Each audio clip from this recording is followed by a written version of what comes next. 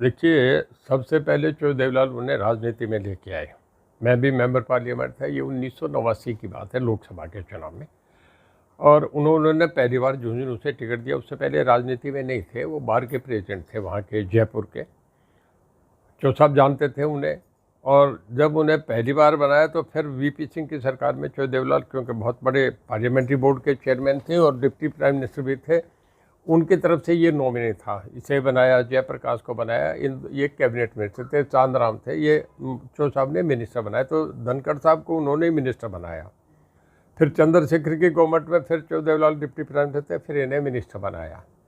तो हमारा तो इनसे एक पारिवारिक संबंध है। पारिवारिक संबंध एक अलग चीज़ है, पर राजनीति में क्योंकि कल से एक बड़ा चर्चा का मुद्दा बना है। रात में 1 बजे तक जाग रहा था, 1 बजे तक रात भी यही चर्चा था। हर कोई भी, जितने दिल्ली के सीनियर रिपोर्टर्स हैं, कोई क्लियर नहीं था कि क्या है, कारण क्या है, सोर्सेज सब बातें चल रही थी। मेरा अपना ये मानना है कि देखिए, मैंने 1977 में जो चरण सिंह के वक़्त देखा कि पहली बार कोई एक जाट गवर्नर बना था। तब 1977 में गवर्नर बनाए थे चंद्रावती देवी को। तो एक खाता खुला के जाटों को गवर्नर बनाया जा रहा है। उसके बाद जो देवीलाल का वक़्त आया, वीपी सिंह का जो वक़्त आया, उसमें 2 गवर्नर बने थे। उसमें एक बने थे डॉक्टर संपूर्ण सिंह, दूसरे बने थे वीरेंद्र वर्मा जी, जो उत्तर प्रदेश से हैं। 2 जाट गवर्नर बने। अब इस बात से हम राजी थे कि 3 आदमी, आचार्य देवव्रत जी, धनखड़ साहब को पहले बंगाल के गवर्नर बनाए गए, और तीसरे जो गवर्नर थे वो सतपाल मलिक थे। अब आचार्य देवव्रत जी तो प्राकृतिक खेती में वो अपना गवर्नर का सबसे सीनियर आदमी 8 साल से चल रहे हैं, वो तो कर रहे हैं। पर मैंने देखा सतपाल मलिक ने भी एक ऐसे आरोप लगाए सरकार पे, जो थोड़ा सा, जिससे हम लोगों पे इतना भरोसा जो कर रहे हैं जो प्रधानमंत्री, उसको एक धक्का सा लगता नज़र आया। कल जो इनका इस्तीफा हुआ है, देखिए, मुझे कारण हो सकता है उनका स्वास्थ्य का कारण हो, पर उन्हें थोड़ा सा क्लियर करना चाहिए लोगों में।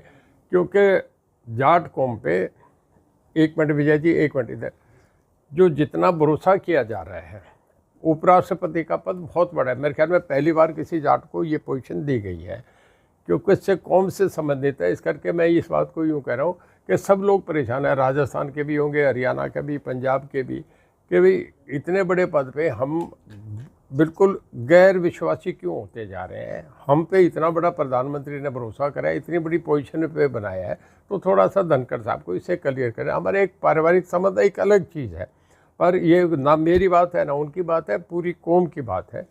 तो जो कौम पे भरोसा करा गया, उस भरोसे को हमें बहुत लोगों में उसे बनाए रखना चाहिए, कायम रखना चाहिए। हम वो कौम है, 1857 की जो क्रांति हुई थी, उसमें पहली जो चिंगारी उठी थी वो जाट रेजिमेंट ने उठाई थी 1857 में क्रांति में। ये रिकॉर्ड की बात कर रहा हूँ। अम्बाला से जो जाट रेजिमेंट ने सबसे पहले बगावत की थी, उसके बाद पूरे देश में क्रांति आई थी।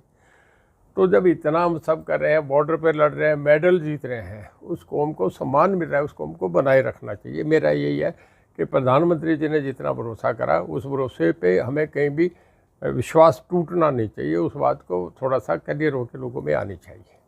आपका क्या मानना है कि उपराष्ट्रपति जी को अपने पद पर रहना चाहिए था? बिल्कुल रहना चाहिए था। जब उन्हें इस जगह बनाया तो बहुत बड़ी बात थी, हमारे लिए बहुत बड़े सम्मान की बात थी। और एक देश के प्रधानमंत्री का भी, उनका भी सम्मान होता है कि एक उपराष्ट्रपति बनाया। बीच में आज तक मैंने पहली बार देखा है कि किसी उपराष्ट्रपति, राष्ट्रपति ने इस्तीफा दिया।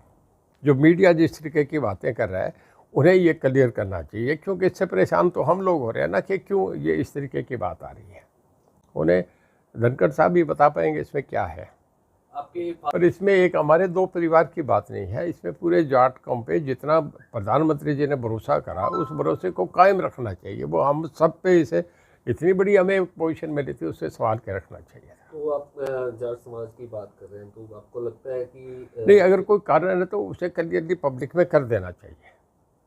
पर ये जो घटना हुई है ना, ये घटना ने बड़े शंकाएं डाल दी, हर आदमी के दिमाग में है। हर आदमी, कितने मेंबर पार्लियामेंट को भी मैं सुन रहा था, चाहे वो कांग्रेस के थे चाहे उसके थे, सब ये कह रहे हैं आप इस पद पे बैठे हैं तो आपको बहुत क्लियर करके कहना चाहिए। एक सिंपल सा रीज़न देने से सब बातें नहीं हटा कर। अचानक ऐसा हो गया।